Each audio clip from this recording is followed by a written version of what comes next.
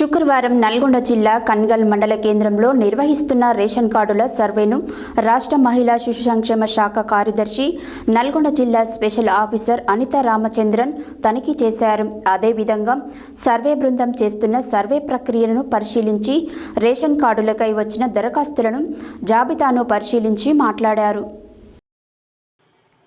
శుక్రవారం నల్గొండ జిల్లా కనగల్ మండల కేంద్రంలో నిర్వహిస్తున్న రేషన్ కార్డుల సర్వేను రాష్ట్ర మహిళా శిశు సంక్షేమ శాఖ కార్యదర్శి నల్గొండ జిల్లా స్పెషల్ ఆఫీసర్ అనితా రామచంద్రన్ తనిఖీ చేశారు. సర్వే బృందం చేస్తున్న సర్వే ప్రక్రియను పరిశీలిస్తూ రేషన్ కార్డులకై వచ్చిన దరఖాస్తులను జాబితాను పరిశీలించి అర్హులను మాత్రమే రేషన్ కార్డులకు ఎంపిక చేయాలని అన్నారు. అర్హత ఉన్న పేర్లను అక్కడికక్కడే నిర్ధారించాలని ఆమె సూచించారు. రేషన్ కార్డుల సర్వే సందర్భంగా పూర్తి వివరాలను క్షుణ్ణంగా పరిశీలించి నిర్ధారించాలని చెప్పారు. అనంతరం ఆమె అంగన్వాడీ కేంద్రాన్ని ఆకస్మికంగా తనిఖీ చేశారు.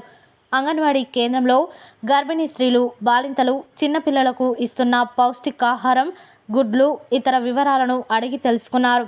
అంతేకాక అంగన్వాడీ కేంద్రం రిజిస్టర్లు అన్నింటినీ తనిఖీ చేసి ఎంతమంది గర్భిణీ స్త్రీలు ఉన్నారని, చిన్నపిల్లలు ఎంతమంది ఉన్నారని అడిగారు.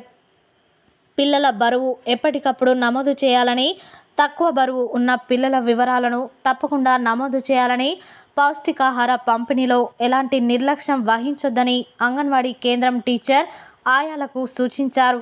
అనంతరం తహసీల్దార్ కార్యాలయంలో జిల్లా కలెక్టర్ ఇలా త్రిపాఠితో జిల్లాకు సంబంధించి రైతు భరోసా, ఇందిరమ్మ ఆత్మీయ భరోసా, రేషన్ కార్డులు, ఇందిరమ్మ ఇండ్లకు సంబంధించిన వివరాలను అడిగి తెలుసుకున్నారు.